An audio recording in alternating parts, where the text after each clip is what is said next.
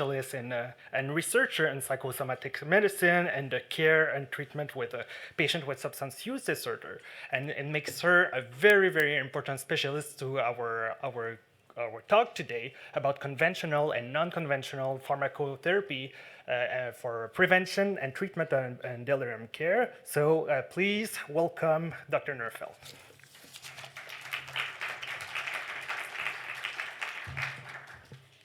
Thanks so much. It's great to be here.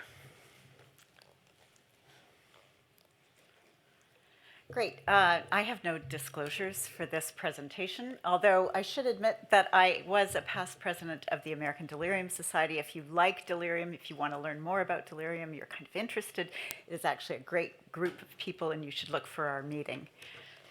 As far as what I'd like to do today, Dr. Bush and I are long-term colleagues, actually, from the American Delirium Society as well as the European Delirium Association.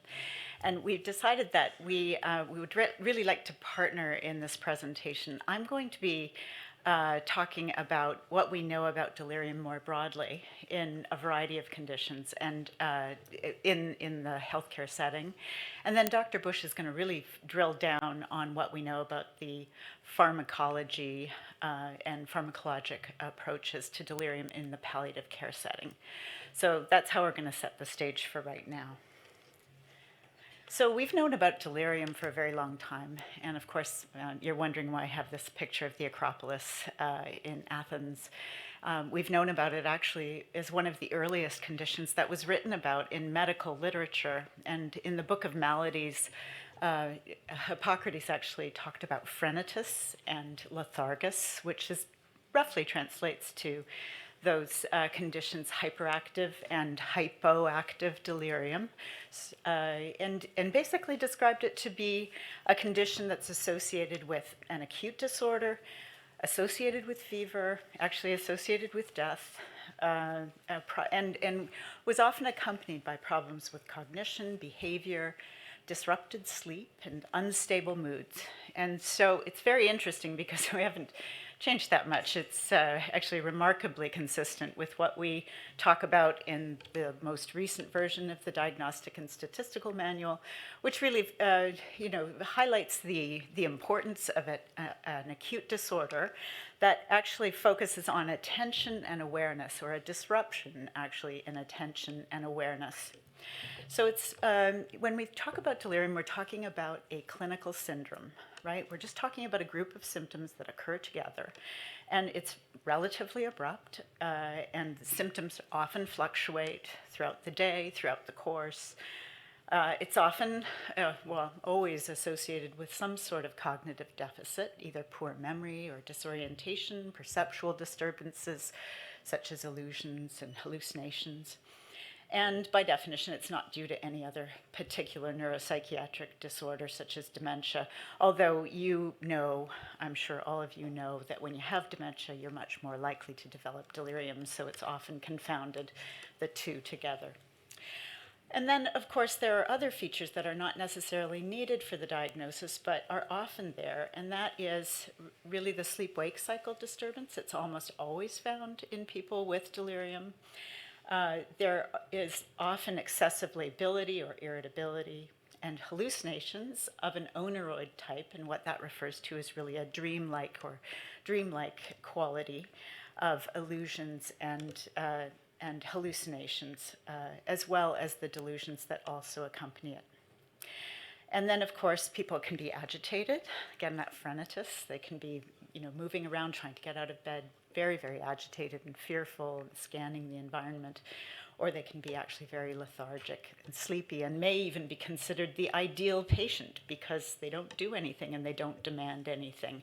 And it's only when you actually wake them up and you say, no, please tell me where you are, that you find out that they're floridly delirious. They don't know where they are, and they're, experiencing a whole different realm than you even ever imagined. So, how do we identify delirium? I just want to emphasize again that it's a clinical syndrome, so the way that we identify it is through our clinical exams. So we get a history from family. They tell us the time course. Often the person with delirium can't tell you anything because they don't know where they are and they don't have much insight into what's happening. Of course, we need to examine the mental state. We need to look at the patient's arousal and look at over the course of their arousal over the course of the day, and see if there's evidence of a fluctuating level of consciousness. We need to test for cognitive disturbances, so looking for disorientation, asking people where they are, asking them to recall 3 items gives you an idea about their short-term memory. Difficulty sustaining attention is tested through various kinds of executive tasks, and you can actually use specific screening tools, which I'll give you a reference for. But at the bedside, you can ask the patient to do some simple tasks for you. Often doing something backwards involves that executive function of holding one thing in your mind and trying to do a second function. So spelling the word world backwards, or saying the days of the week backwards, or saying the days of the month backwards, in backwards order, are all the sorts of tests that you can actually see whether somebody can actually do this. And then, of course, learning new information. And so I mentioned also short-term recall as one way of testing the ability to learn. There are no laboratory tests that are really gold standard. As I've said, it's really a clinical exam. But you can get an EEG, especially if you're really uncertain whether there's delirium or not. An EEG might actually show background slowing over the occipital lobes. This is consistent with a hypoactive delirium. But again, it's not the gold standard. It just might help identify an etiology. And then, of course, you need to investigate further because you need to figure out what's causing the delirium, if there is one there. That's probably the most important thing you can do for curtailing the delirium or preventing the delirium from occurring, is to correct any of the underlying medical problems. So just the reference at the very bottom, I'm not sure if you got a copy of these slides. If you don't, you could just take a picture or look at the website. But this is a NIDAS website. It's actually the PI of this grant by NIH is Sharon Enaway. And she has put together, or she and her co-investigators in this grant have put together a website where you can actually go and you can look at the evidence for various screening tools. There are a variety of other things where you can actually translate between different severity tools to convert from one severity tool in terms of a score into another if you're doing that kind of research. So there's lots of good information on this website, and you can also look for grant opportunities if you have some ideas. They offer pilot grants. So it's a good place if you're interested in delirium research. And you can also get your screening tool information there too. So, so where do we find delirium? So I'm not going to read through these, but you can see that there's a great variety in terms of the prevalence of delirium from various studies. And fundamentally, this variability really reflects the degree of illness of the patient. So fundamentally, the sicker the patient, the greater the likelihood of delirium, just like Hippocrates described. In palliative care populations, again, it depends on how sick the patients are that you're studying. Obviously, those patients who are near the end of life have a very high prevalence of delirium. And my esteemed colleague Shirley Bush tells me last night that pretty much everybody's delirious near the end of their life. And so I will certainly bow to her experience on that. So the predisposing factors, vulnerability to developing delirium, really include a number of things. Baseline cognitive impairment is going to actually increase the likelihood of developing delirium. Medical comorbidities, any medical illness, the more severe it becomes, also increases that risk. Impairments of vision, of hearing, of functional impairment certainly increase the risk of developing delirium, as does a history of substance use, particularly alcohol use disorder. As you recall, delirium tremens is a type of delirium that can occur in patients with severe alcohol use disorder. So the more predisposing risk factors you have, the more likely it is that you'll develop delirium. And age is probably the strongest risk factor for the development of delirium, and you can just see the odds of developing delirium over the lifespan, over the adult lifespan.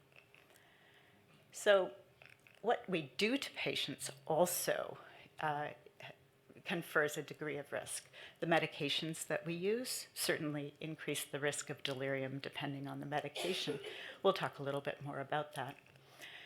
New medical illnesses, infections, as I've already mentioned. If somebody is actively drinking and they're in withdrawal, that will predispose to more delirium, and a variety of fluid and electrolyte abnormalities, urinary retention, and fecal impaction. So probably one of the worst things we do in the hospital is to keep people immobilized. That probably is the worst thing we do for their brains. You know, it used to be that we thought we were arresting people, but actually it's really important that people get up and walk, and that is actually a very big risk factor that we can do something about. And then, of course, all the other environmental influences, not allowing people to fall asleep at night, putting them in restraints, and really having a whole lot of indwelling catheters of all sorts that keep people immobilized.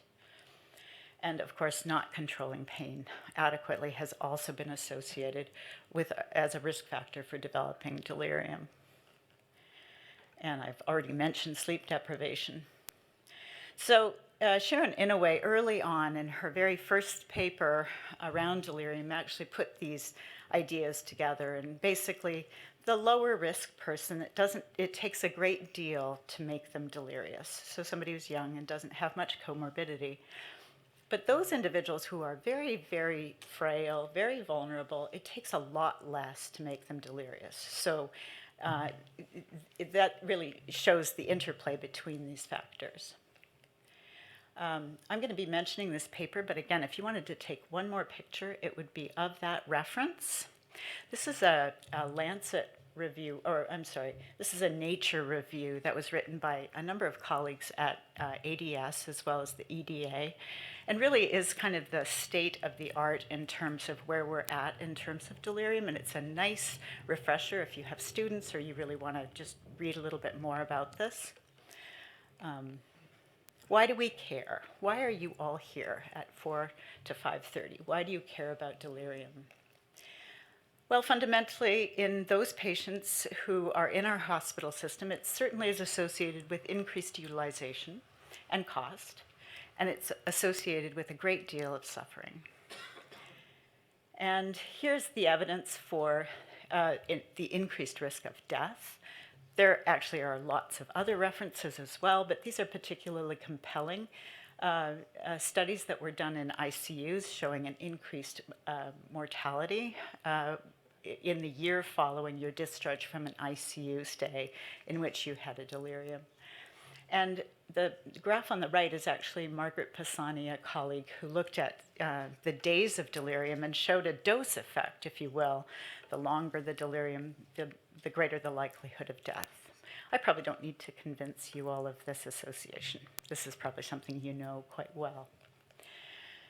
It's also associated with cognitive decline over the year after you've been in the ICU. And this is work that's been done by Pratik Pandharapandi. And then, interestingly, the reason we care about it in the community and why we are, talking about delirium these days is it might, in fact, be, excuse me, it might, in fact, be one of the things we can do to help people who are on a trajectory to develop dementia. So there's evidence in the community that those individuals who actually have been hospitalized with a delirium seem to have much steeper slopes. You see that decline in cognition in the blue line. It's those individuals who have had periods of delirium who seem to have a more, a steeper slope towards developing dementia over their course in the community. So this is quite compelling. The idea is, well, it might just be a hallmark of some other disease, but it could also be the delirium itself is somehow noxious or suggests a noxious insult on the brain and furthers dementia decline. So another reason that the NIH has started to become interested in delirium. But I think probably all of you in the audience here probably really see the importance of trying to treat delirium because of its impact on patients and their families.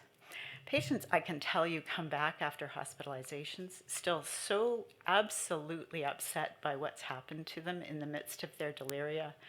And this woman, again, if you could take another picture and go look at this on your own time. I don't have enough time to show you this, and it never works. You know, in these meetings, whenever you're trying to show a video, it never works. So I've just given up. But if you follow this link, this is a patient that I saw, and she's so eloquent. She talks about her delirium. And, you know, it was after a kidney transplant, and she had developed sepsis. She had to come in. She had you know, a rejection, and she just had the most wild, you know, delusions, and she thought the nurses were robots, and she was trying to hurt them. She bit them, and they, of course, thought she was personality disordered. And when she finally got better and she understood what had happened, it was just devastating. And she says, I know it didn't happen, but in my mind it happened, and so it really feels real, and you've got to understand how terrifying it is. And I never, ever want to come back to the hospital, not because I'm afraid of the medical procedures. I'm terrified of having this again. I never want this again. It's a really nice video, so if you have patients who feel very much alone, I think having them see her describe it is somewhat comforting, and that's the purpose that she wanted that distributed for. So the underlying pathology we really think is you know, a combination, again, between the insults and the vulnerability that results in a variety of neurotransmitter changes.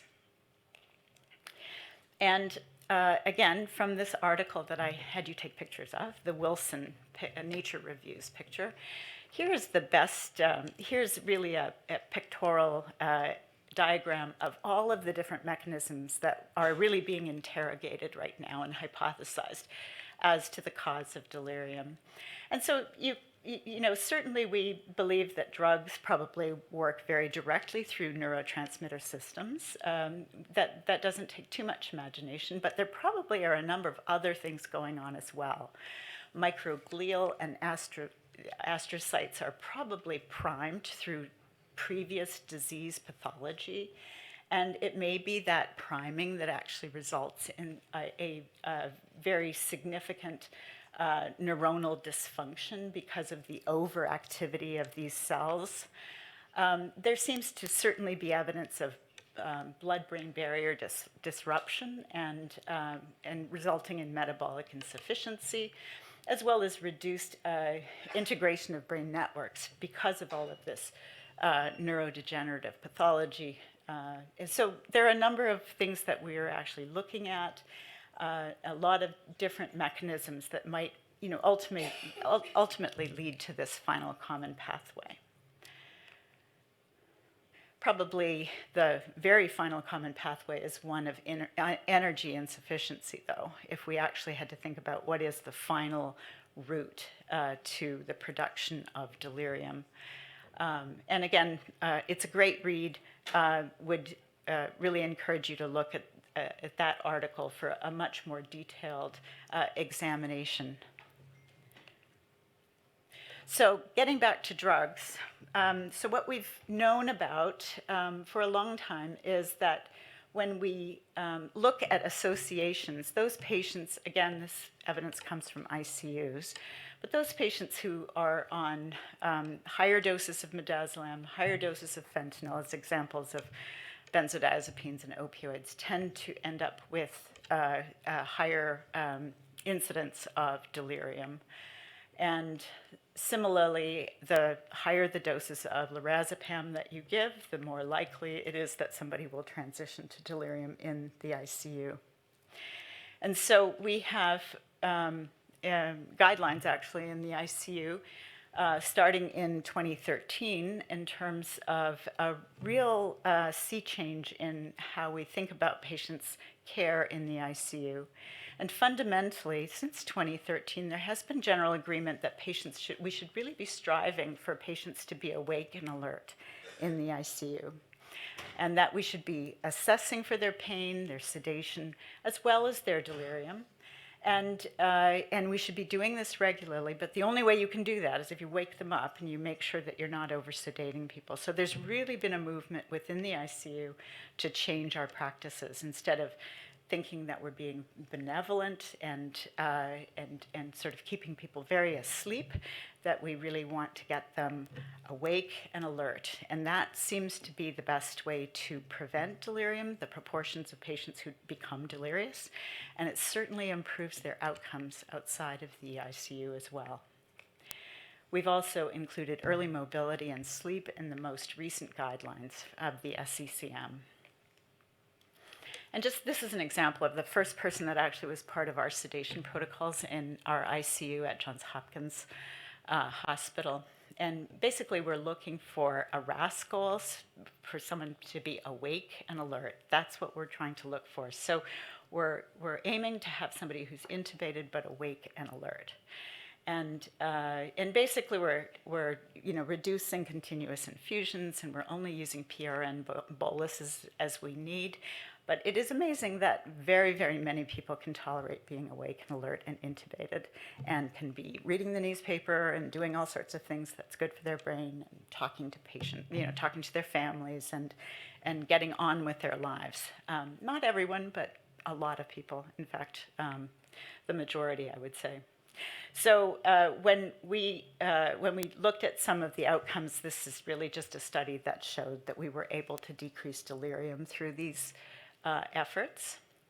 So one of the things the take-home message is, I know this is a psychopharmacology, what do we do for delirium? But the big message is we really want to do no harm.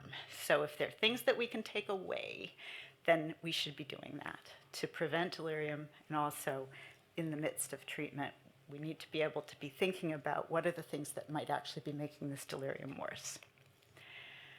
So this is by no means the most recent study, but this is emblematic of what we found when looking for drugs that might actually shorten the course of delirium or prevent delirium. The conclusion has been that no agent really consistently treats or prevents delirium when you're actually using randomized controlled trials. And we most recently we won a bid by AHRQ to do a systematic review of haloperidol in delirium. And we used an analytic framework that looks like this. And we, including a number of different populations as well as palliative care, but there was very, very little literature that met our criteria at that point. But we did try to do so. We did it for prevention as well as for treatment, looking at haloperidol and all the other antipsychotics as well, because that's the thing that has been most touted as, being helpful in the prevention of delirium. So we also had, it was actually a very rigorous process. We have actually this a evidence-based practice center at Johns Hopkins. They're all throughout the United States and Canada, of course. It was quite a rigorous process, and we had experts, including family members, who were on our expert panel to pick the outcomes before we actually started searching. And the outcomes, I know this is a bit small, but on the left-hand column are the outcomes that the experts voted as most important. And the populations are listed in the next column. But what I want you to take from this is look at all those empty cells. It's not that we were lazy and we just left everything out. It was that there was no evidence. So there's amazingly little evidence when we say that, haloperidol doesn't work. Well, the only bit that we really have that says conclusively that haloperidol doesn't work, it doesn't work to shorten the duration of a hospital stay in somebody who's delirious. That's what we do know. That was expensive, I know, just to find that much out. But really, I want to emphasize, we don't really seem to know that much about it. There's not really a great deal of compelling evidence yet for its use, but it doesn't seem to make much difference in terms of hospital duration. Interestingly, for the treatment of delirium, there's one difference in terms of the clinical outcomes. caregiver burden and strain was actually one of the outcomes we were looking for. There was absolutely no evidence at all in terms of randomized controlled trials. So really important. Any of you want to do some studies, please do. That would be very important. So again, not much was really determined from a really rigorous review of the research, but nothing striking certainly stood out either. But lots more work to be done. So in terms of the prevention of delirium, you can see the top group of studies looks at haloperidol versus placebo, really all around 0, not any significant difference. The second generation, well, maybe there's a little bit of separation, maybe olanzapine and risperidone prevent delirium in post-operative situations, but I don't think it's true. These are really old studies. They're really small. They're not particularly well done. I wouldn't take this to the horse races and expect to win. I think this one is probably going to go the way of the dodo as well. But we didn't, this was the data, so we had to actually report it that way. So I'm just saying, don't run out and use risperidone and olanzapine just because of this. So, we basically, these were the findings that I've already told you. In addition, we didn't really find a lot of harms. Again, these are small numbers, so to find harms, you really need really large studies, and you need lots of data. So I would still be careful about QT prolongation. It wasn't statistically significant, but it was still longer in those patients who were exposed to Haldol. So we really need a lot more work, and we really need a lot more work on patient distress as well as family distress. I think that that's one of the big takeaways that I got from this. So I'm going to stop here, and I'm going to turn this over to Dr. Bush after her introduction, and so she can continue to talk specifically about the palliative care. Thank you so much.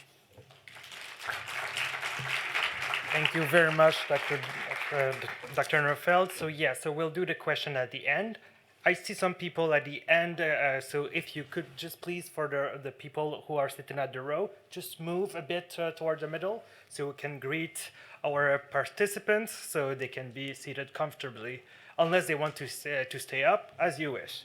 So thank you very much. So we'll go with the second parts with Dr. Bush, which would be the doctor that would be, maybe we are the International Congress of Palliative Care, and she is an international palliative care physician who worked, in UK, New Zealand, Australia, Canada. So we hope that she will stay in Canada for a bit.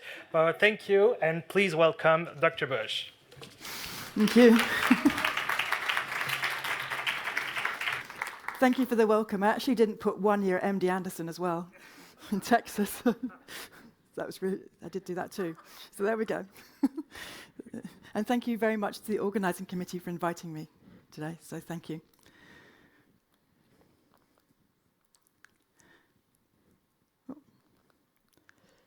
I think my other slide may have gone. Okay.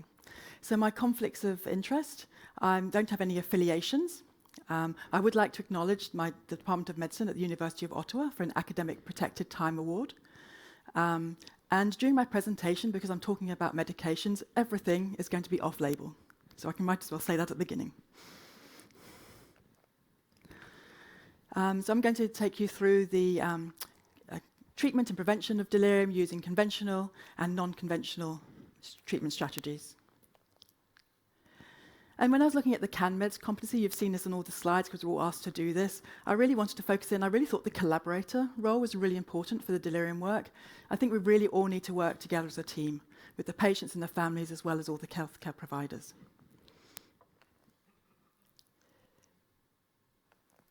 There we go.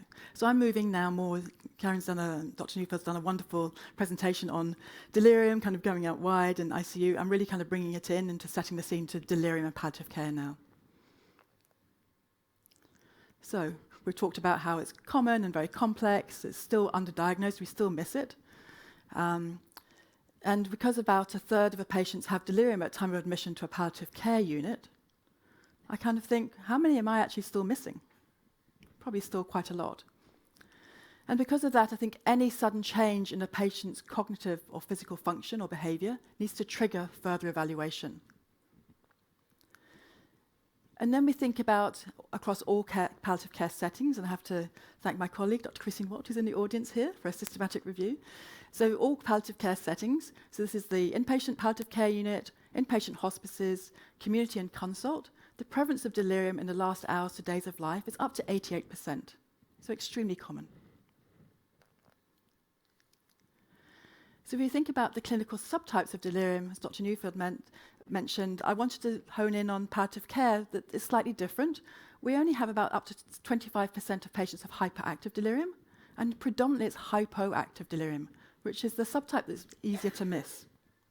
And then in the middle is the mixed, about 10 to 45%, and that's the unpredictable, where patients flip-flop between having hyperactive symptoms, they're very agitated, or hypoactive, where they're very quiet. And that's more difficult, particularly hyperactive, because our patients also have fatigue and depression, so making it even more difficult to pick up. There's also actually a no-motor subtype. Not all patients will have abnormal psychomotor activity, so that's important to remember too. So similar to Dr. Neufeld, this is particularly focusing on cancer patients, all these different possible causes and precipitants for delirium. But I'd like to particularly highlight, whoops, it looks like some of my transitions have disappeared. So on the medications, I'll have to use my pointer instead. I had nice little red boxes. So there, I'll do my little box here. The medications, and then again also the substance withdrawal. But also, sorry, round past your head, here, very important, if you find one cause of the delirium episode, keep looking again, because there's a range of 1 to 6 precipitants for each delirium episode with a median of 3. That's very important. I've got two rules of roughly 50%. So on the previous slide, it's actually 40 to 60% of the time we can find the underlying cause for a delirium episode in palliative care. This is my other 50% rule, that about 50% of patients can improve if we appropriately manage any reversible contributing factors, if that's in keeping with their goals of care. The ones that are easier, most likely to reverse, are going to be medication-related, hypercalcemia and infection, and of course it makes more sense that least making it harder to reverse is encephalopathy. That's an irreversible process. So I have to do my little slide here. So where it comes very common, obviously, in palliative care, we've got the refractory delirium at the end of life, and in the palliative care patient, delirium often is a harbinger of death. And as Dr. Neufeld mentioned, the psychological distress is very important. Click? No. Yes, got it. That I'm lucky. The patients are really scared. So scared. When they're agitated, they're not trying to be difficult and hit you out. They are so scared you're trying to kill them. So just remember that. On the reverse, if they're really quiet and looking scared in their eyes, they are petrified. So you really need to change your approach to them and talk really calmly and reassure them, because that's going to do a lot to help calm them down. And because palliative care, sorry, some of my slides seem to have disappeared. It's also, I had a picture here of, it encompasses the whole family. It's not just the patient, so extending it out. So you talked about delirium being distressing, and also for the healthcare providers, it can be a challenging time as well. These two papers at the bottom by Bill Breitbart and Eduardo Barrera, they had, these are for cancer patients who'd recovered from a delirium episode. So about half to 75% of the patients remembered and could recall their delirium episode. The patients were quite distressed, and also importantly, also for hypoactive delirium. You might think it was just for hyperactive delirium, but it's also hypoactive delirium. They were still very distressed. And I think part of that is that maybe they've lost a day or two in their lives, and they have no idea, and they're actually thinking, oh my goodness, what did I do in those last 2 days? I don't remember anything. Oh, it's switched around. That was the family picture. So we come back, still about the family. Oh, sorry, this is a very old presentation. Oh, excuse me. This is the previous presentation I sent like 3 weeks ago. Goodness. I'm going to have to change. Sorry, can I get my USB? My apologies, everyone.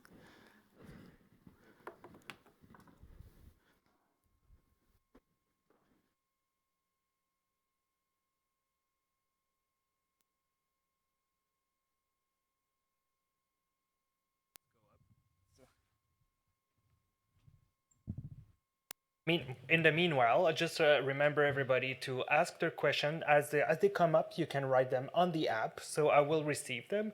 And at the end of the Dr. Bush talk, we will be Dr. Neufeld will come back, and then we'll discuss about all your questions. So I will suggest you to put all your questions there, and then they can be upvoted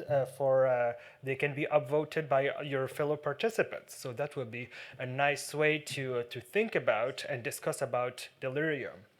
And also for the Quebec pharmacists, because we're always very special in Quebec, we have a different form for you for the accréditation de l'Ordre des pharmaciens du Québec. So if you are a Quebec pharmacist, you can go here to sign your papers. Everything is always special here. But But thank you very much for bearing with us during this technical difficulties. But as usual, we have very much fun.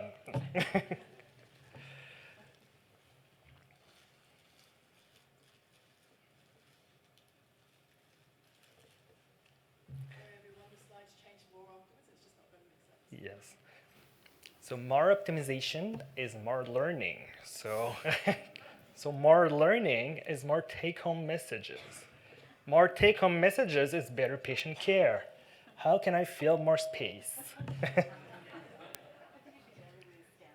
Yes.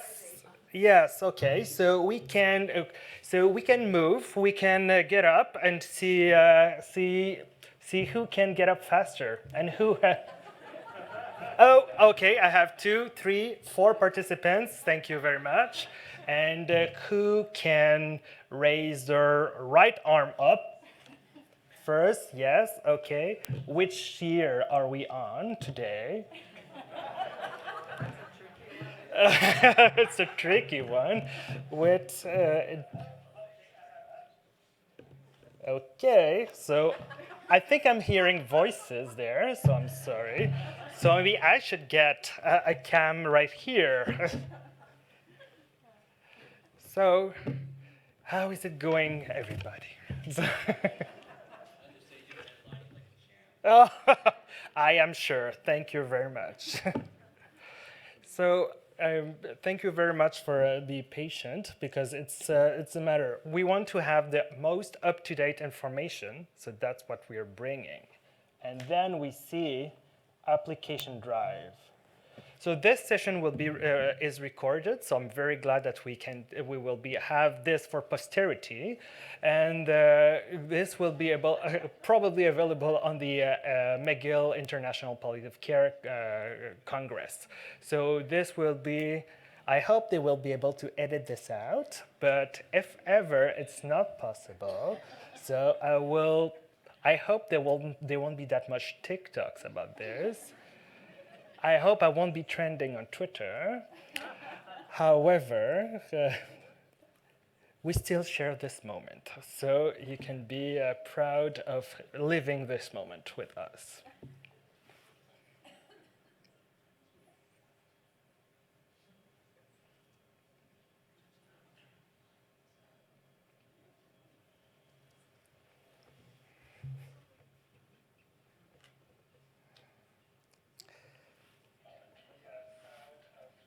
Bon.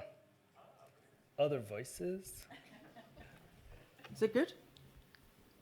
C'est bon?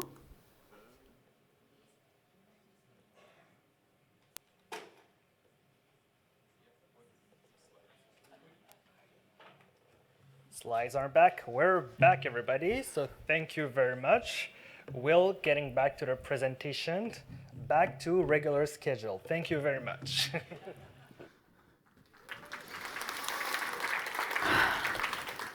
Sorry about that, everyone. I thought there was a gremlin and taking slides away, but it was the old presentation. I hadn't quite twigged until I got to went, no, that's completely wrong. Okay. Okay.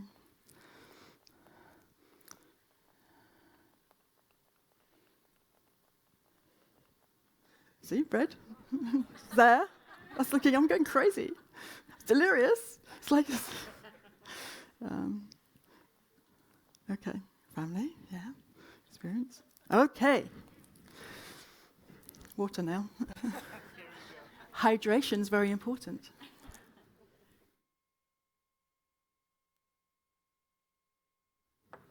Okay. So this was looking at delirium prevention. So when we were doing the ESMO guidelines, this was back in 2018, we actually couldn't find any studies to actually evaluate the pharmacological prevention of delirium. So we couldn't propose any evidence-based recommendations. However, we thought it's probably worth recommending deprescribing, particularly in older patients. So this is Dr. Neufeld's previous systematic review and meta-analysis in 2016, and at that time, current evidence did not support the use of antipsychotics for the prevention or treatment of delirium. So what would you mean by deprescribing? It's a systematic process of dose reduction or stopping medications that are potentially harmful or deemed to be no longer beneficial. And probably for most of our palliative care setting, we're tending to just do a taper of medications and then seeing if we're going to be able to stop them completely. It has, however, been mainly studied in older patients, and it's really valuable if you've got a palliative care pharmacist who can assist you with this. So we go back to my red circle with the medications. Top of the list that we're giving in palliative care are opioids. And of course, that can cause a lot of delirium, also maybe known as opioid-induced neurotoxicity, if you get any of these features. And these can occur either singly or in a combination. And it's difficult. You can see a patient that might have myoclonus, so I might start thinking about it, hallucinations. The severe sedation, whenever I see that, that brings to mind a patient that I had who was a retired pharmacist. He really just wanted to stay on his hydromorphone. And I was trying to reflect back last night, why did I want to get him off the hydromorphone? I couldn't remember. There was something that just wasn't quite right. Like I was thinking, I don't think it's the right drug for you. But I couldn't remember exactly what the problem was. But he resisted. He went, no, I want my hydromorphone. I love it. I'm going to stay on it. Then I went in one day. I couldn't arouse him. He was completely unarousable. Trying to look for other causes, nothing. I was thinking, okay, no myoclonus. But he just wouldn't wake up. So I thought, I'm going to change you. I'm going to rotate you, put you on morphine. 24 hours later, he woke up. And that's all it was. It was just a severe sedation. It was the only feature. And of course, you'd be familiar with how we manage that with switching the opioid and reducing the opioids to normally about 30%. In the inpatient setting with a severe toxicity, I might go even as hard as 50% dose reduction. If someone didn't have any pain and I thought they're a bit neurotoxic, I might start by just reducing the opioid dose and see how that went first. So pregabalin. Lots of interesting side effects, including somnolence, confusion, cognitive impairment. I see a lot of more patients coming in now on pregabalin. I'd be interested, maybe if people have comments afterwards to see how they're finding, if that affects your patients. I do work in an inpatient palliative care unit, so my patients are quite frail and getting closer to the end of life and maybe not drinking so much as well, so that may be having an influence. But I have seen one little old lady who was on pregabalin and very, very sleepy. So we started with the pharmacist assistants, just weaning it back a bit, and with a couple of days she started waking up. It's like the lights came back on. I've also had a younger patient who came in on pregabalin 150 milligrams 3 times a day, really marked myoclonus. He was also on a bit of opioid, but we started tapering the pregabalin and the myoclonus settled. So it wasn't the opioid, it was the pregabalin. So when I was looking to do this talk, could just see some case reports. I couldn't see any big studies, but these were just some of the case reports that I found where other people reported delirium and even pregabalin-induced visual hallucinations. So medications used off-label to treat, just a reminder, it's off-label, to treat delirium symptoms. So antipsychotics, I think they do still have a role to relieve maybe perceptual disturbances. So if someone's really distressed with hallucinations or illusions, or if they're very agitated. We do have to be careful if the patient has Parkinson's disease or dementia with Lewy bodies, because that's going to increase the risk of EPS. I listed them in order with the first generation antipsychotics first, with haloperidol, methyltrimeprazine, also known as levomepromazine. Moving on to the second generation antipsychotics, olanzapine, risperidone, and quetiapine, a bit more limited maybe by the route there. mainly just oral, except olanzapine can be given subcut using the iron preparation, and I'll show you that on the next slide, a paper for that.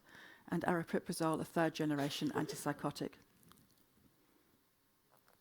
So this is the olanzapine paper that was done at MD Anderson. Weren't able to show efficacy. They used the intramuscular preparation, subcutaneous. But of note, 167 injections, and there was no injection site toxicity. So the skin seemed to tolerate it okay.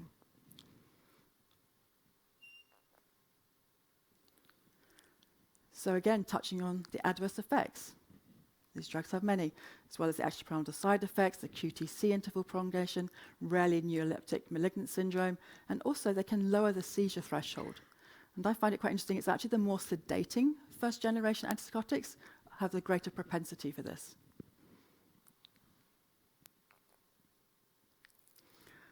The other side effects you can predict by their binding receptors capacity. Pointer. Here we do have chlorpromazine here as well listed, because they would tend to use that in the US, because I don't think in the US you've got access to methyltrimeprazine. But they're in the same family of drugs. They're levemipramazine and chlorpromazine. They're phenothiazines, but they're on the sedating end of the spectrum, compared with prochlorpromazine for nausea and vomiting on the other end of the spectrum and non-sedating.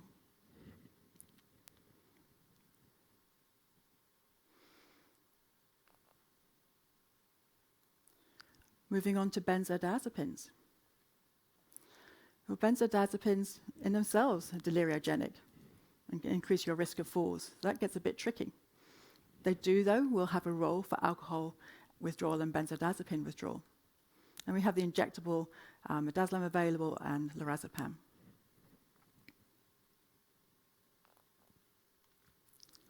So I'm going to take you back many, many years now. 1996.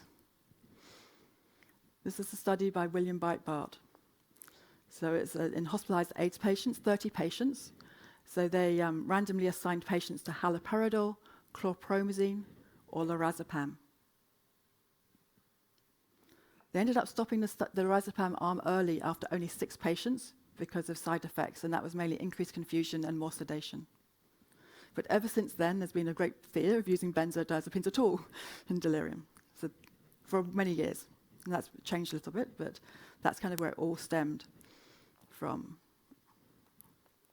And going forward at that time, this is Bridget Candy's Cochrane Systematic Review in 2012, it was only the Brill Breitbart study that met the criteria, and it's been like that for many, many years. And because of that, they said there's insufficient evidence for us to talk about the role of drug therapy. So they're saying, you all need to follow your current guidelines. And I go, fine, but I've got no research studies to inform my evidence for my guidelines. So you're basically just going to expert opinion for many years. So probably a lot of people are familiar with Mira Agar's work. Yeah, the randomized controlled trials are a really big study in palliative care patients. So I've just done this study and another 2 studies. I'm just doing a few synopsis slides just to kind of recap on them, because this is the palliative care evidence now, palliative care population. So patients received either oral risperidone, oral haloperidol, or oral placebo, and the study lasted for 72 hours, so that was the duration of the study. It was a multi-site Australian study, double-blind, parallel-armed, and dose-titrated. All the patients had confirmed delirium, and they were inpatients in a hospice or a palliative care unit. And the difference in the antipsychotic dose was age stratified, so you had a larger dose if you're 65 years or younger, and for the age over 65, they had a 50% dose reduction, essentially. Patients were also able to receive a rescue midazolam dose at 2.5 milligrams was their dose, and that was not age-adjusted, that dose. They managed to recruit 247 patients. This is huge. It took many, many years. There was slightly more male, 65, 66%, mean age about 75 years, and a predominantly cancer population. So for the baseline Australia modified Karnofsky, so that's very similar to our PPS that often we use in Canada, 30 to 50%, so 30% being bedbound and 50% being more active. The patients here only had their delirium severity was mild to moderate, as measured by the MDAS, that's the Memorial Delirium Assessment Scale. They treated the possible reversible deliriums if possible. And there was no structured approach. They just said the non-pharmacological management was just as appropriate. There was no formal intervention for that. But to get the 249 patients, they had to screen through 1,819. There's a lot of work, and as I said, it took many years.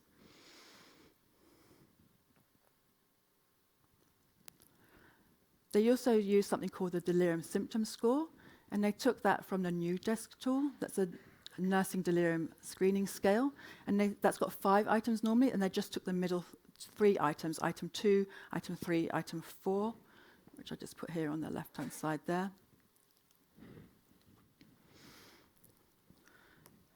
And on the graph on the right then, see here, so this is measuring the delirium symptom score. So the people had who received either risperidone or haloperidol had higher scores, that's the orange and the blue circles, than the placebo arm. It's the clear circles. And also in the placebo arm, they needed less midazolam. So that was all very interesting. They also looked at survival, and the people who received the placebo survived longer, 26 days compared to 17 or 16. And in their post hoc analysis, they said participants receiving the antipsychotic were about 1.5 times more likely to die. So we've got this great study, but then I'm thinking, but how do I generalize this? Supposing it's a patient's got really severe delirium and someone with a worse performance score. Are these results valid or not? Don't know. But David Huey at MD Anderson has been doing some more work on this with patients who are much closer to the end of life. This was his first publication in JAMA 2017. I put here, they used the RAS. I know this is the RAS-PAL, but I just put it here because I only want to do one RAS slide, because the scores and the terms are the same if you're not familiar with it. So 0 is alert and calm. If you're going up and up and up, +4, you're starting throwing things at the nurses, and come down, you're getting more and more sleepy and more sedated. To -5, you're not rousable. So just to set the scene for the next slides, so they maybe make a bit more sense and context. So this, again, this is just a single centre though, double-blind parallel group, RCT. So patients received a single dose of intravenous lorazepam or intravenous placebo, and also a dose of haloperidol for an agitation episode at the end of life. They were all adult patients with advanced cancer. Their RAS score, remember that little, like a plumb line, was 2 or more in the previous 24 hours. They had 90 patients for this, roughly equal distribution of male-female, and the mean age was 65 years. And you can see with the baseline colonoscopy performance scale that they were sicker, 10 to 30%. Only 5 patients had an equivalent of a PPSA of 40%. And their delirium is much more severe, as marked by that Memorial Delirium Assessment score.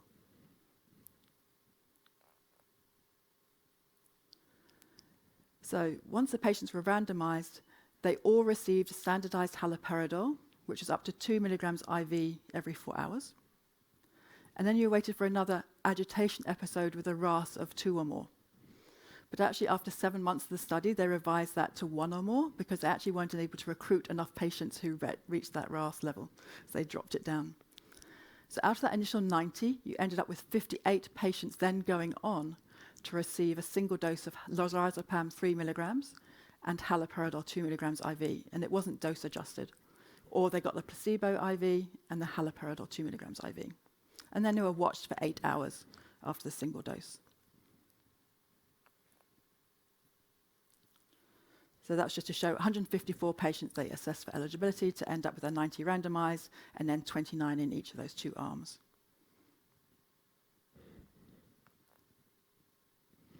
And here, not surprisingly, they actually watched the RAS score. So actually within the first half hour, here, you see the RAS coming right down with the lorazepam and haloperidol combined arm and going on for the 8 hours. And the family members and the nursing staff felt the patient was more comfortable. It was the patient group who were on the lorazepam and haloperidol arm. They were the ones that they perceived to be more comfortable.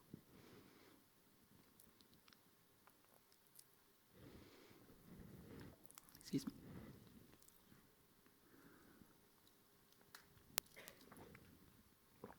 So this is a much more recent paper from David Hu and the team at MD Anderson, which is published in Lancet Oncology. So again, it's single center, and of note, there's no placebo group in this study. Okay, so that's different to the previous two. So again, in a single center, advanced cancer, it was double-blind, parallel group, randomized controlled trial. So patients, to be eligible, had to have a RAS level of 1 or more the previous 24 hours, despite getting scheduled haloperidol in a dose of 1 to 8 milligrams a day, or at least 4 milligrams or more a day as PRN haloperidol. So to get that N of 45, they screened 998. I just keep putting these figures in because it just reminds you how difficult it is to do these studies and anywhere, but especially even in palliative care. Mean age of 63. Again, much sicker, the Karnofsky performance scale 10 to 30%, and again, very severe delirium. So once the patients had enrolled, they received an open label intravenous haloperidol. So they all got 2 milligrams IV every 6 hours, and they could also have PRN. And then they just had the RAS repeated, so it's just a very brief observational tool, every 2 hours. And then when it was seen that the RAS level then went up to 1 or more, they then got, which is very interesting, called masked medication regimen. I'll tell you more about that because it sounds very interesting.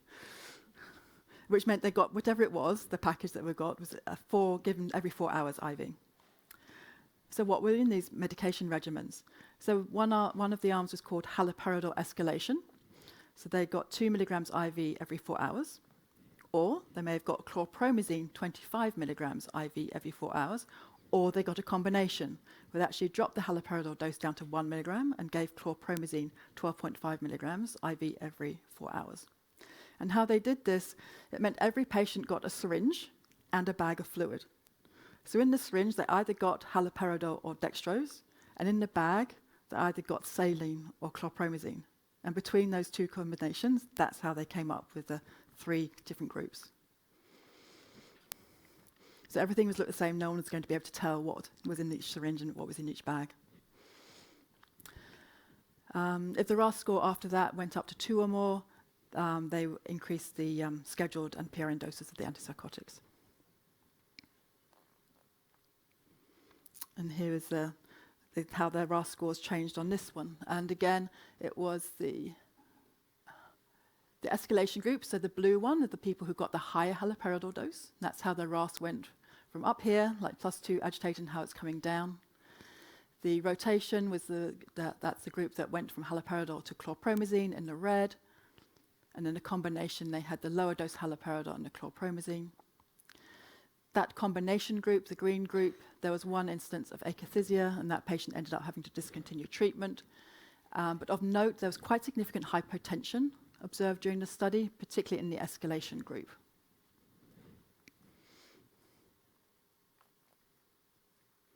But whilst all these studies were kind of in progress, other literature was coming out, including this by Shirley Inoue, kind of warning people that antipsychotic treatment, particularly in older people, have their hazards. Another systematic review, so this one was published in the Annals of Internal Medicine 2019, again still saying that the current evidence didn't support the routine use of haloperidol or second-generation antipsychotics to treat delirium. Lisa Barry and this was the Cochrane review in 2018, again showing that there's challenge of the data when they're looking at, similar to Dr. Neufeld's study, review, that there's not enough literature to say, are antipsychotics changing the length of the duration, the length of hospital stay, the discharge disposition, or quality of life? It's just not there. Similarly with benzodiazepines, so again, both of these Cochrane reviews for people excluding people in the ICU. At that time, 2020, not enough evidence for benzodiazepines. But then they actually did a Cochrane review for delirium in terminally ill people. So they revised it, 2020, and this did include Mira's Agar's study in 2017 and David Huey's study in 2017 as well, so his first study. But even after their review, they felt that the evidence was still not high quality enough to either support or refute it. So we kind of still, even with these studies, still need more evidence. I put this here because I liked reading this paper, the debate article. It's David Marr, who's a consultant psychiatrist in Limerick and with the European Delirium Association. I should say we have no, apart from belonging to the association, we don't get spotters fees for getting recruit people to the organisations. We keep mentioning it. So he was arguing, he's putting forward a very interesting viewpoint, David Marr was, on antipsychotics. And if I can almost paraphrase, we have to be careful not to throw them out with the bathwater. There may still be a role for them. Because I think after the MIRROR study, it was almost like everyone said, oh, we're not going to ever use antipsychotics again. And I think we need to find a right balance whilst we're still getting more evidence. So this is what we did for the ESMO guideline. We really thought, this is very difficult because we still got distressed patients and distressed families. How are we going to manage that? So we kind of followed the line of more of the NICE guideline, took that really limit the use of these medications if the person's really distressed. To me, it makes sense if it's a perceptual type disturbance. To me, it makes sense to use an antipsychotic for that, a low dose. You may need to use medications if there's safety concerns, but again, you've got to balance that with the risk of falls. And you really just use the medications the lowest possible dose that you can for the shortest period of time that you can. What about other medications? Psychostimulants, methylphenidate. That's a Canadian review written in French, that citation at the bottom. Maybe may improve cognition and hyperactive delirium, but I do think you have to be careful because they contraindicated if you've got a history of hallucinations or paranoid disorders. For acetylcholinesterase inhibitors, one of the studies back in the Lancet in 2010 actually showed that, it seems to have fallen off the bottom of the slide there, that patients who received the rivastigmine as well as haloperidol had a significantly 3 times increased mortality. So that study had to be stopped early. But the review in 2016, again, there's no evidence for these medications in the prevention or management of delirium. Nor, this is hot off the press, 2022, no evidence again for anticonvulsants in the prevention or treatment of delirium. So let's come to melatonin and dexmedetomidine, some emerging medications.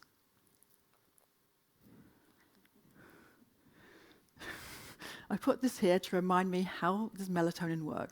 It's been called the Dracula of hormones because it comes out at night.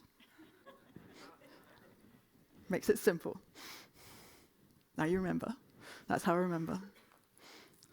So it's produced by the pineal gland and controls the sleep-wake cycle and the circadian rhythms. And you've still got lower levels at the moment because that happened at like 9 o'clock. But by 10 o'clock tonight, they should be starting to rise and peaking at around 3 in the morning. And sleep-wake cycle disturbance has been reported in quite a lot of cancer patients with delirium, like 75 to 100%. And so this is how it's come to thought, well, maybe this is one of the mechanisms in delirium pathogenesis.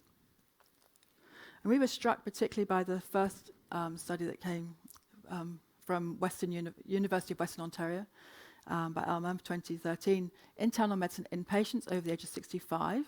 They used quite a small, they called it a physiologic dose of melatonin, 0.5. But if you look here, the melatonin group, 12% against 31% with the placebo. We thought, oh, wow. We want to maybe do a study on this, so we did. But we did a feasibility study. My colleague Peter Lawler was the PI on this study. So that was published 2020 in BMC, so that's open access if you want to read more about it. But I want to remind you, it's a feasibility study. That was the purpose of it. So it's parallel arm, only our single center, double-blind, randomized controlled trial. All the patients had advanced cancer, and they had to, for enrollment, have a PPS of 30% or above. And at entry, had not to have delirium. And we used a sample size estimation because we were planning maybe to do a fuller randomized control. That was the thought at the time. So we thought, well, let's set it about 15%. So that came to our N of 60 with 30 participants in each arm for the feasibility study. For our primary outcome, we were looking for the proposed full RCT in the future. We were doing time to event, so that was going to be time in days to instant delirium. We had to get informed consent within 72 hours, which is a struggle because everyone's quite emotional and quite upset when they first arrive on a unit. So that's one issue, or they go and develop delirium within the 72 hours. So it's still very challenging. We used melatonin 3 milligrams immediate release because that was easily available to us, or there was going to be an identical placebo given at around 9 o'clock at night. And patients continued on the medication until day 28 of discharge, but they stopped if they developed delirium, or they died, or they were discharged, or they withdrew from the study. It took 16 months to recruit 60 patients.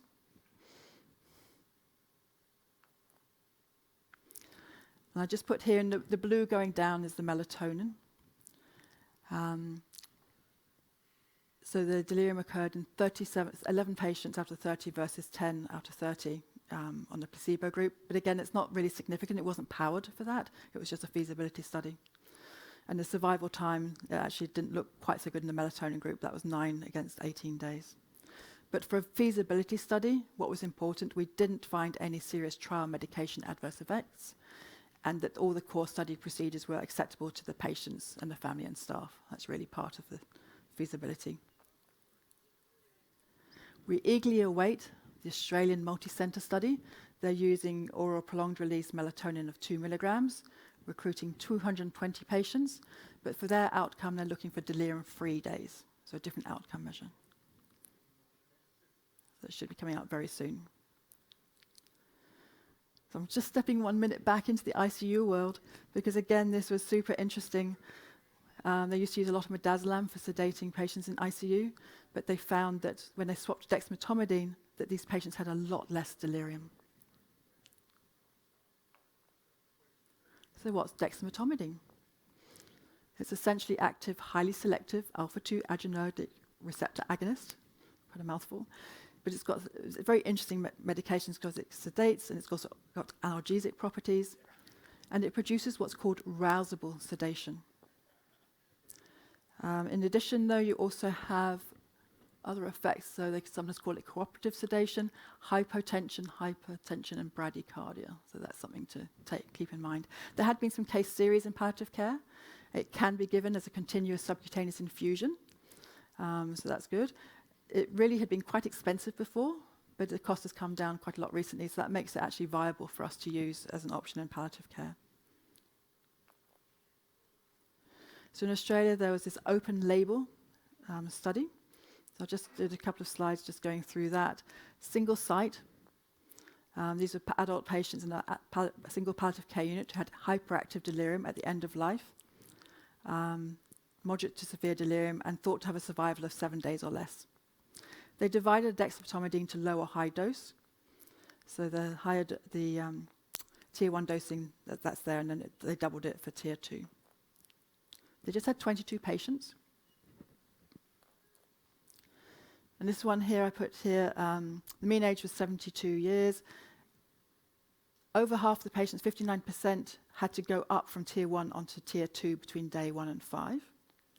It varies, the time on study varied between 16 to 222 hours. The skin seemed to tolerate it okay. There's only one site reaction, a bit of bruising. But on the right-hand side, what I was interested to see was out of the patients who went and crossed over back to standard care, 2 patients had wanted to be sedated more deeply, and 3 family members had wanted more deep sedation as well. So I found that interesting because you're trying to use a drug that's trying to get the RAS at 0, and then you've got 5 people wanting me want more sedation. Again, at Ottawa, we're part of a multi-centre study. Again, this is a feasibility study. That's just the registration page here, where we're going to be looking at dexmedetomidine in 50 patients. I put this up for clonidine. I found this study because it's very similar to dexmedetomidine, but lower alpha-2 adrenergic properties. It's good in capsules. This was really, they could only recruit 20 patients. They were trying to get 100, but they gave up after screening over 4,000 and said, we're out. But they published the study, so that was good in geriatric psychiatry. But they tried, but it was just too hard. Okay, we're nearly there. Hang on in there, you're doing well. Because delirium is super confusing. This is Jose Maldonado's amazing slide of all the different pathways.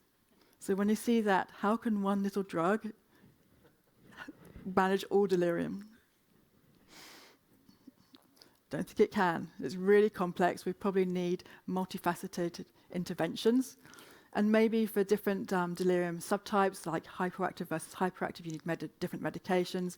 Maybe for different pathophysiology, you need different types of medication strategies. A lot more we need to learn. We still need more research on antipsychotics and benzodiazepines. So I put this here because while we're waiting for the research, what do I do with the patient in front of me? So this is a copy of what we've put in front of all our medication administration records in our palliative care unit as part of our delirium guideline implementation. It just reminds the nurses at the top, they may have a role, but we do remember that they can make the patient more agitated and cause delirium as well, so that's a bit of a challenge. And I think the biggest thing was we just, talking to physicians, we just went with kind of going lower doses than maybe sometimes we'd used before and cutting it down even more if they were older people or frail for all the medications. And when I did this, I hadn't quite realized in working with our pharmacist that for haloperidol subcut, peak plasma concentration 10 to 20 minutes. Nausea methotrexate, 30 to 90 minutes. So you might be waiting for a long time with the agitated patient, so maybe there might be a role for a bit of rescue midazolam, if you like, where you're waiting for your methotrexate to take effect. Because when I saw that, I thought, oh, that makes sense. I used to sometimes come in the morning and the nurse had given 3 doses of methotrexate overnight because the first one hadn't worked, so they give another one, and eventually it all started kicking in and working. So maybe there might be a role to give some methotrexate and then a little bit of rescue midazolam just to get you a bit more time, so you're not keeping on giving more methotrexate. So just a thought.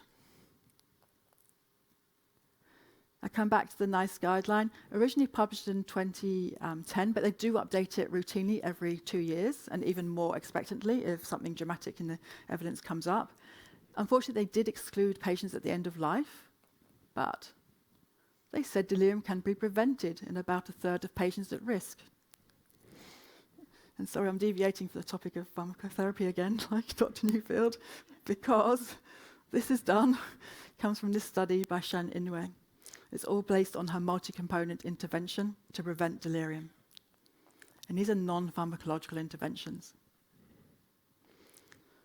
So again, you've had this before about the importance of the hearing and the vision, keeping people orientated and cognitive, mobilizing them as much as possible, a bit more difficult in palliative care, but get as much range of motion exercises as you can, sitting people out of bed for lunch if you can, it helps them remind them, oh, I'm sitting out to eat. I'm not in bed staring at the ceiling. It must be daytime. Doing things to help preserve their sleep-wake cycle and hydration. The other thing actually is not there is the catheter and other tubes. Untether the patient. Lines are bad and cause accidents. So untether the patient. My colleague Anne-Marie Hazian again, Mira Agar, tried to look at this in Australia. This was in 4 palliative care units. This was a feasibility study they did with a multi-component non-pharmacological intervention. They found it did work, but it needs more modifications before they can actually put it into practice. So still a bit more work needs to be done on that. More recent Cochrane reviews for non-pharmacological interventions, I gave you a figure about 33%. This says 43%. It's getting higher. So, but unfortunately, we still don't know the value of their role in palliative care settings. We need more studies for this. But I think it's promising, and yeah.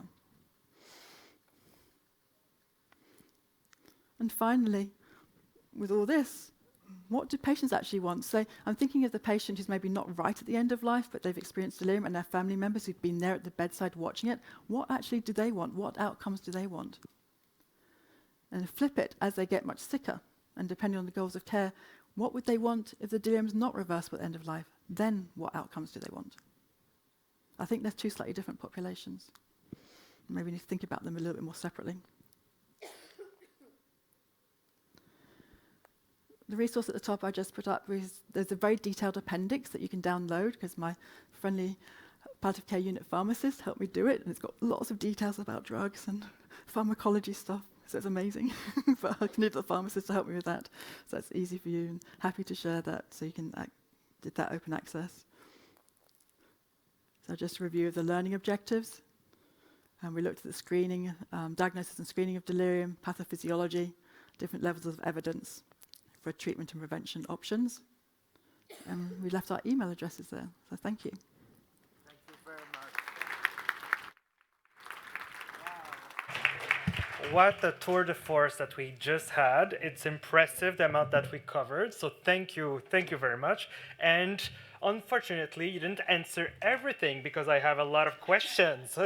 So obviously, this is a very complicated topic, and thank you very much for covering so much ground. So I will tell you that you can still ask your questions in person or go on the app, ask your question or vote for the question that you have, because I'm not sure that within the next 15 minutes we'll be able to answer them all. So thank you very much. There's a lot of thank yous because it's a very complicated, very prevalent issue that we have in palliative care. So there are a lot of thank yous first. So and then afterwards, there's a lot of differentiation. So thank you. We have a psychiatrist and a palliative care physician. So I think it's a very good panel to answer some of those questions. So there's the delirium severity. The scales are not always so validated. So what do you think about those studies who were using those kind of scores, which are not validated and not recognized, let's say, by the DSM or something else? So what are your thoughts on that?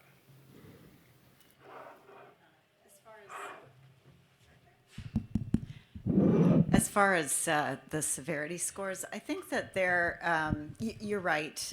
Whoever asked that question, you're absolutely right.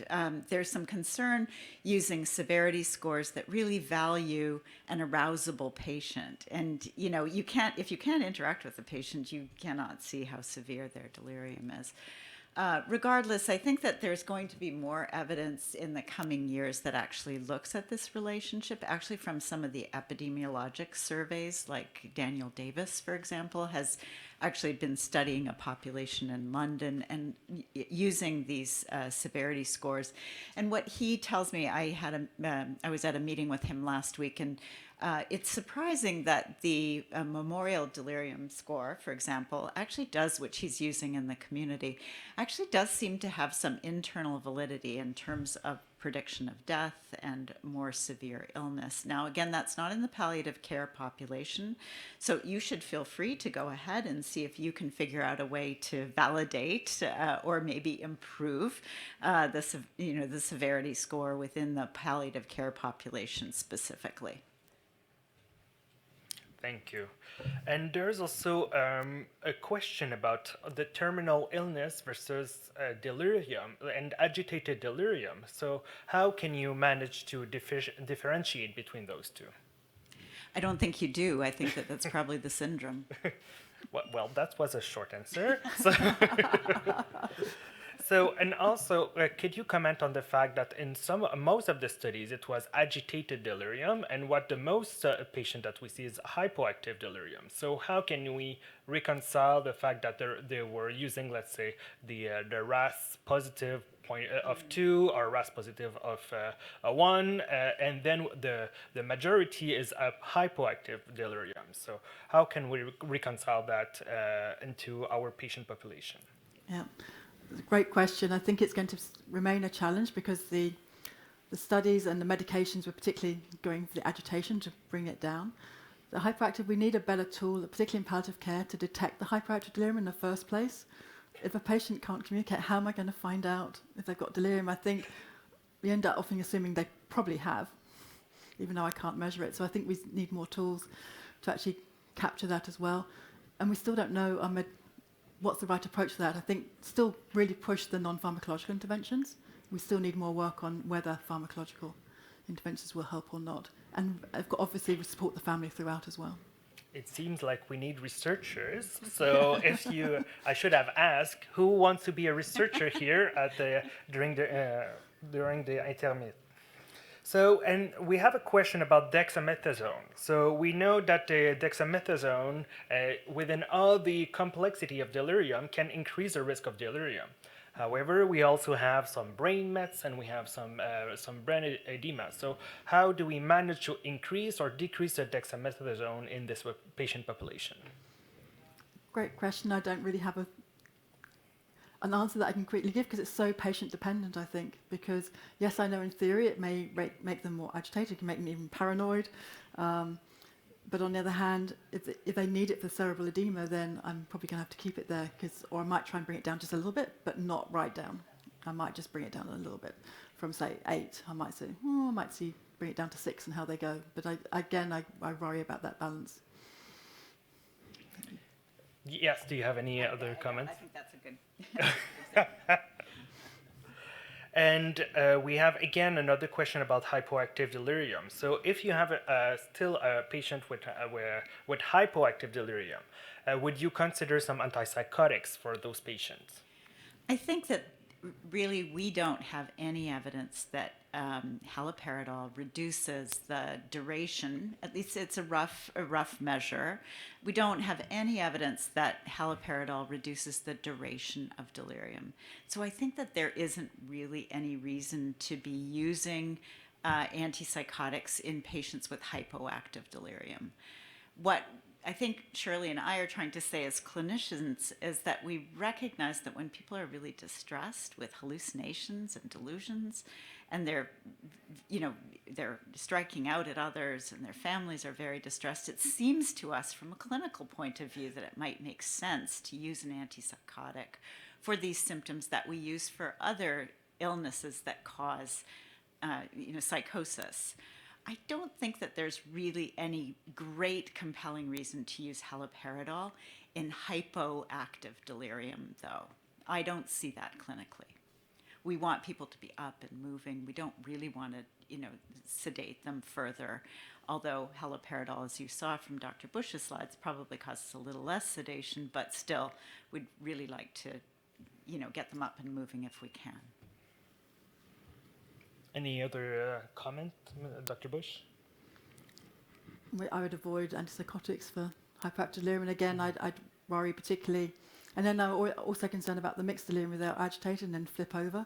If they're now on methyltrimeprazine and I'm making them more sleepy, then I'm actually making things worse. So, yeah.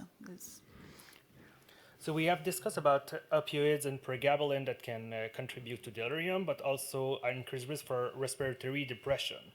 So the other option that we would have would be TCAs, so tricyclic antidepressant, but they can contribute to delirium about older adult patients. So what would be your first preferred line for neuropathic pain, especially in older patients?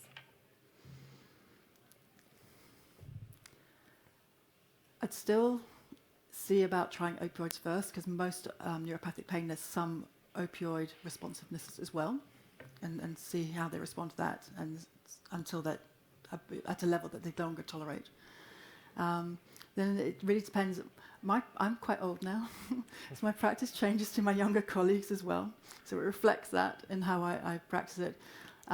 So although they do say it doesn't really matter whether it's a shooting pain or a toothache pain, I still will, if it's an achy type pain, I will more go to low dose nortriptyline. If it's a lancinating pain, I actually find I like valproic acid, sodium valproate, just 500 milligrams at night. This is very much coloured from when I was a family physician trainee. This is going back. This poor lady had a red rash on her head. I didn't realise, I just thought it was like a cellulitis type thing. Day later, she had the shingles rash came up.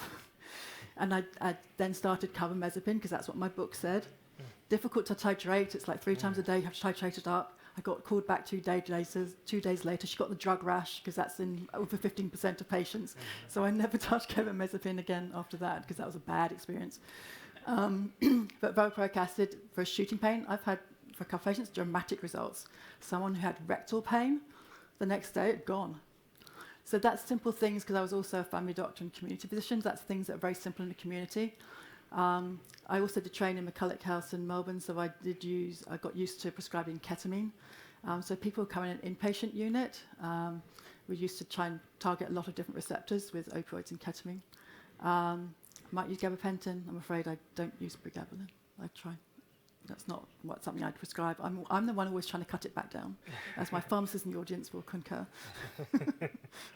Thank you very much. And then there are a few comments about the doses. So regarding the doses in Hui and the doses in MIGARD, it were quite healthy or quite interesting doses as compared to your tool that you just suggested.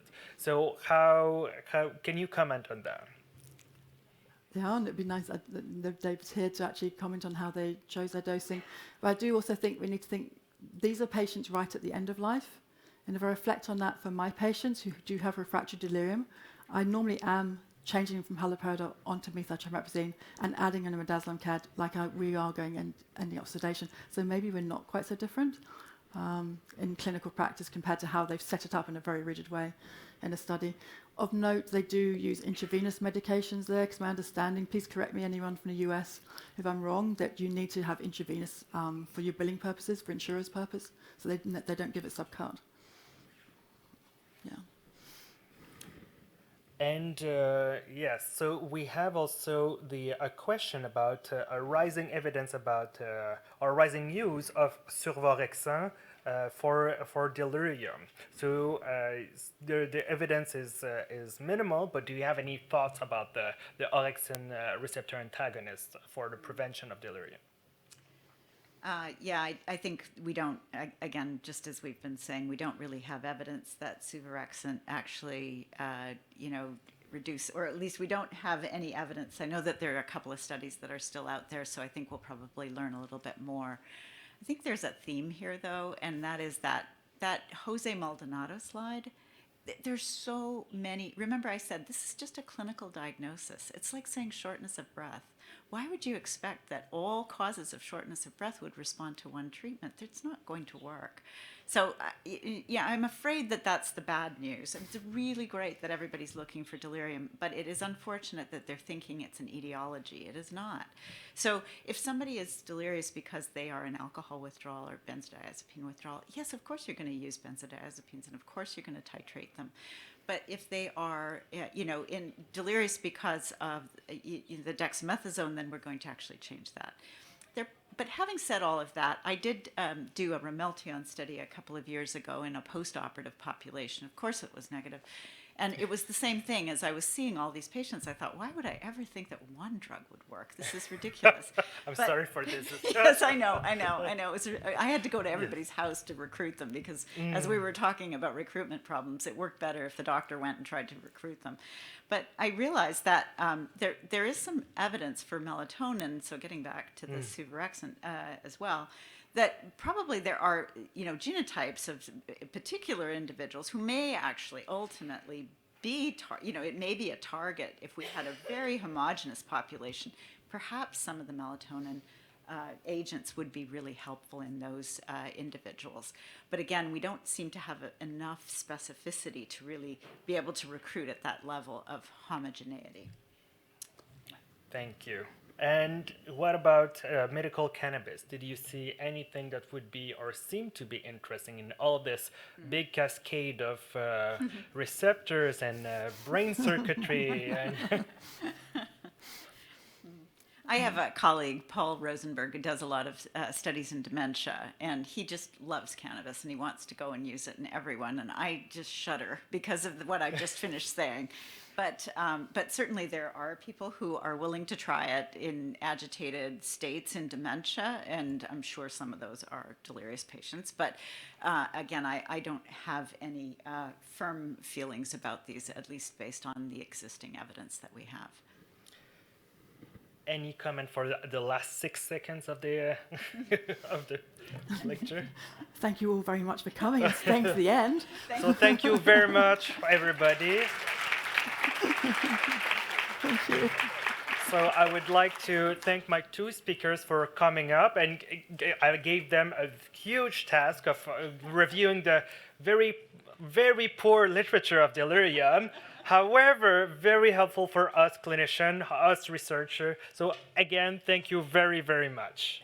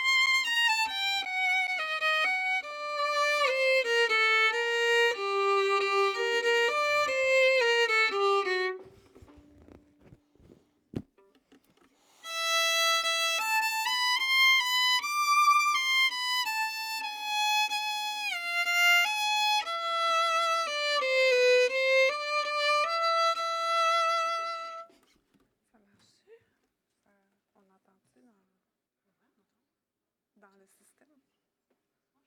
Est-ce que ça marche le son?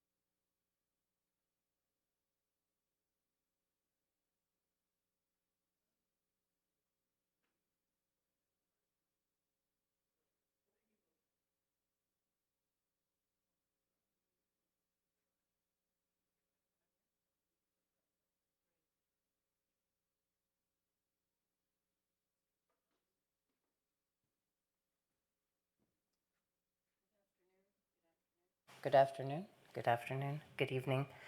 Thank you for coming to the memorial event. I was asked to help put together tonight's memorials evening.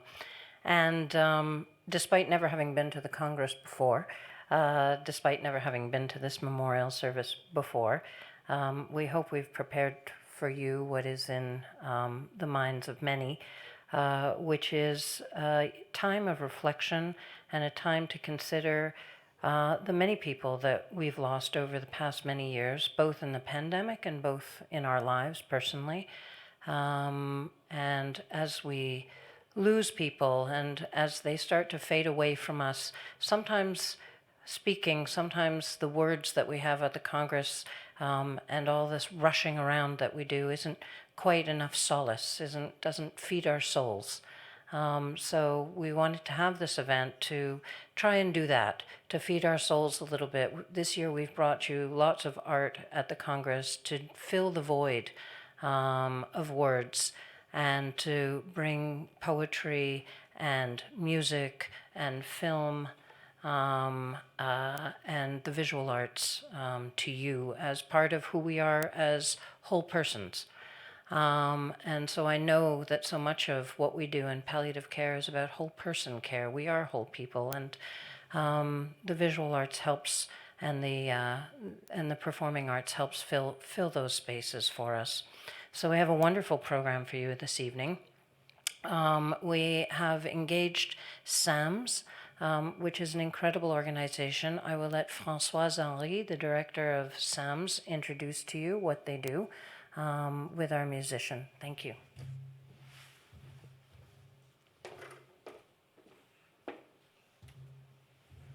Good evening. Thank you, Elle, for the invitation. We're very happy to be here today to commemorate with you the loss of loved ones. La SAMS is, in French, La Société pour les Arts en Milieu de Santé. And we produce concerts in healthcare facilities all across Quebec.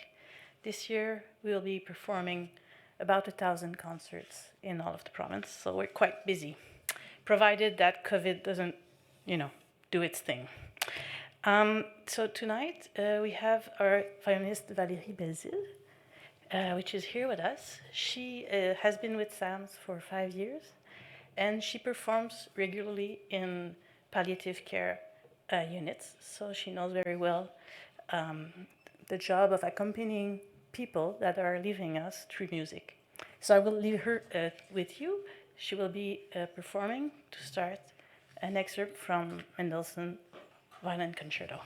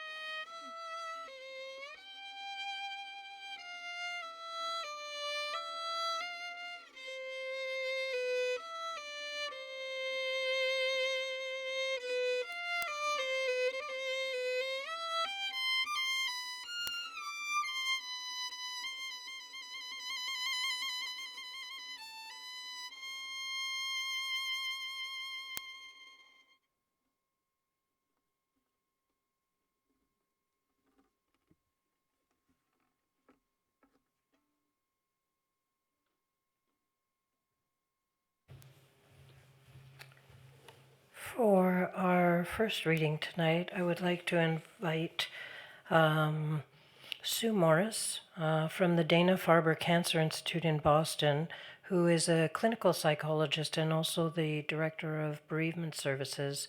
Sue is going to read a poem for us by the poet Etel Adnan, who recently passed away at the age of 96.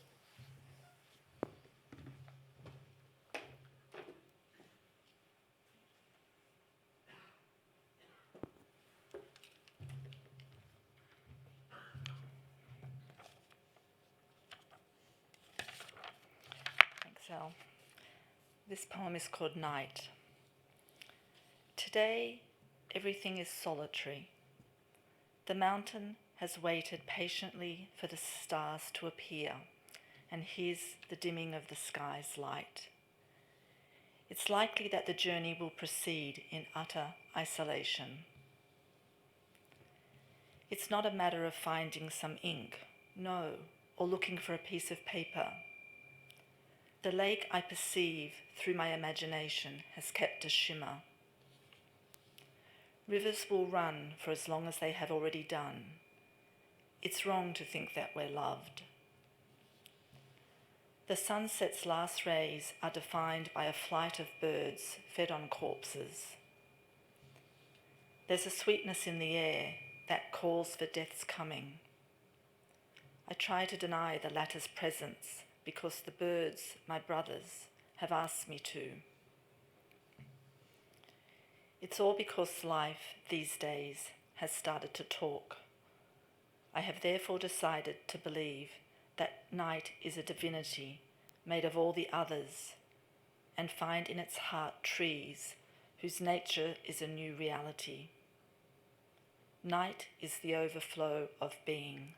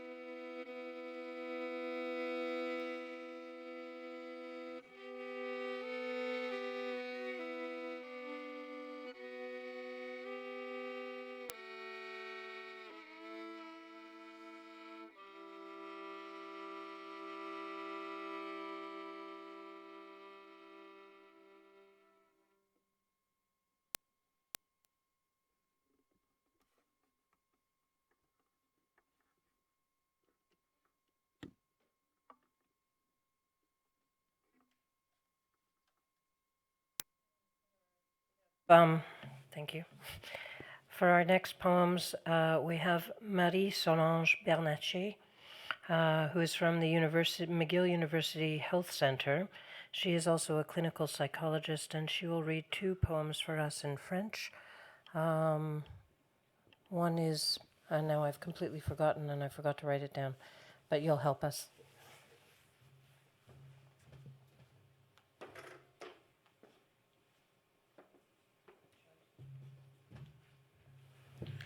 Bonsoir. Le premier poème est de Madame Denise Desautels, une poète québécoise contemporaine. Le poème s'intitule « Disparaître ». Ta voix pour la fin, une fois de plus. Tu dis la maison rouge, toute ouverte, mais sans porte. Dedans, dehors, c'est pareil. Le monde à sa portée, encore, et cependant ne l'est plus.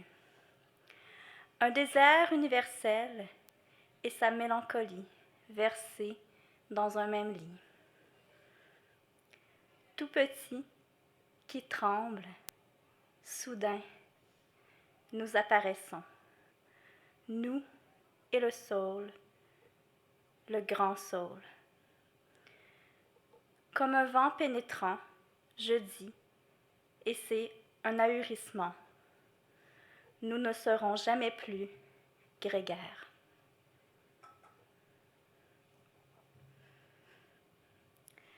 Le second poème de M. Charles d'Orléans, Le temps a laissé son manteau. Le temps a laissé son manteau de vent, de froidure et de pluie. Et s'est vêtu de broderies, de soleil luisant, clair et beau. Il n'y a bête ni oiseau quand son jargon ne chante ou crie. Le temps a laissé son manteau.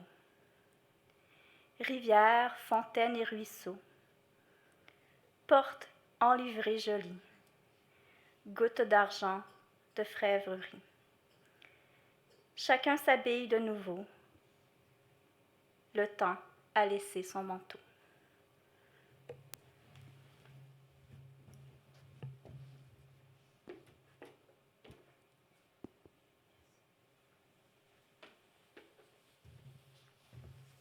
I would like to ask you to please come forward and light your candles, and we can place them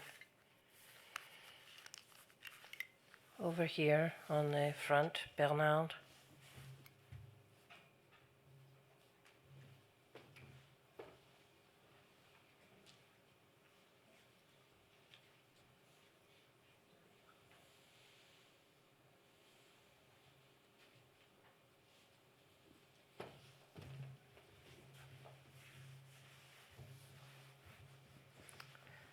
And while you're doing that, we could just take a moment to think about, just wanted to let you know the film that we have playing this evening is also by Alyssa Bistanath, who's been doing all of the reflections throughout the Congress.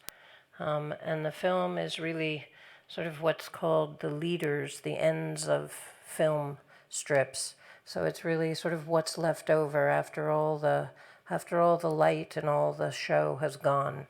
You're left with just the strips of the blank film, and that's what you're seeing here. And we'll have one last piece of music. Thank you.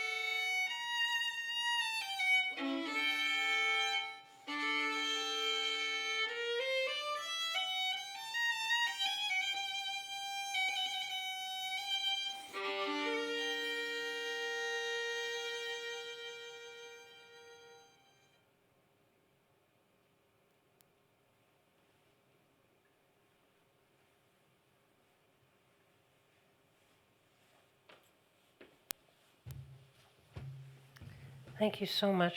That was super beautiful. And thank you all for coming. This is the close of our commemorative event.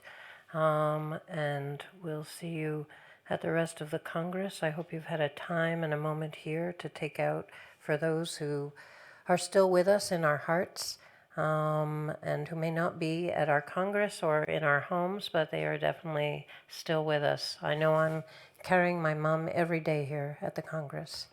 We'll see you. Thank you so much.